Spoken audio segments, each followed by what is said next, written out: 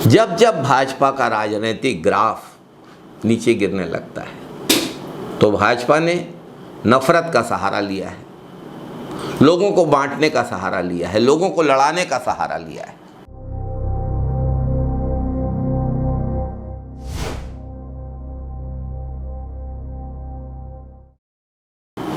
नमस्कार साथियों, भाजपा की राजनीति का आधार हमेशा ईसाई, सिख, मुस्लिम, जैन, बौद्ध और अनुसूचित जाति जनजाति को निशाना बनाना रहा है।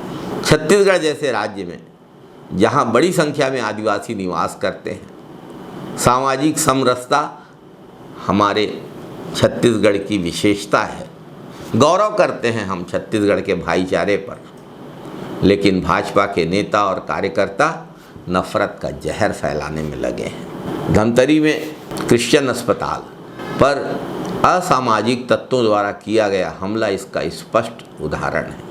ये अस्पताल 100 वर्ष से अधिक समय से समाज के हर वर्ग के लोगों को बिना किसी भेदभाव के चिकित्सा सेवा प्रदान करता रहा है, लेकिन इसे निशाना बनाया जा रहा है। दुखद, शर्मनाक।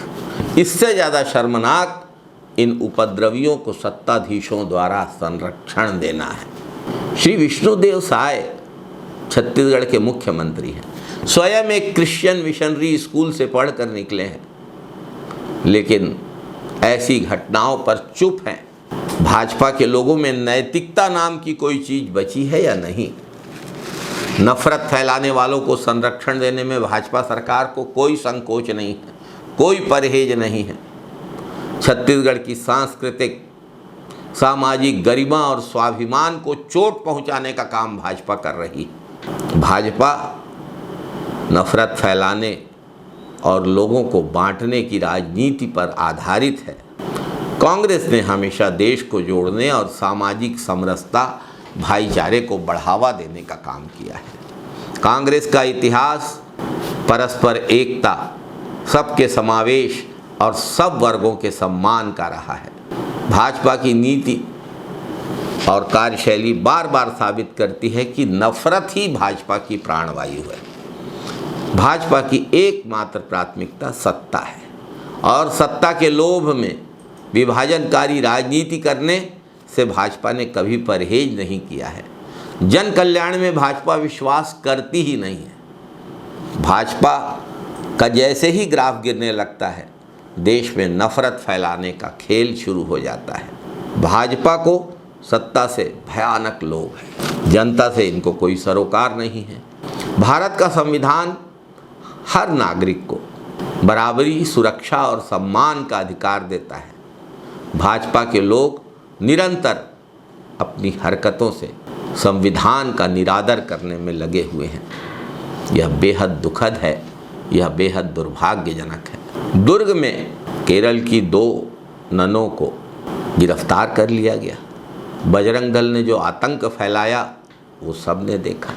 साथियों, मदर टेरेसा भी एक नन थी, उन्हें सेवा के लिए नोबेल पुरस्कार दिया गया। सिर्फ ईसाई धर्म से या अल्पसंख्यकों से घृणा रखने के कारण भाजपा की सरकार में असामाजिक तत्वों को इस तरह की कार्यवाहियां करने का अधिकार नहीं मिल जाता।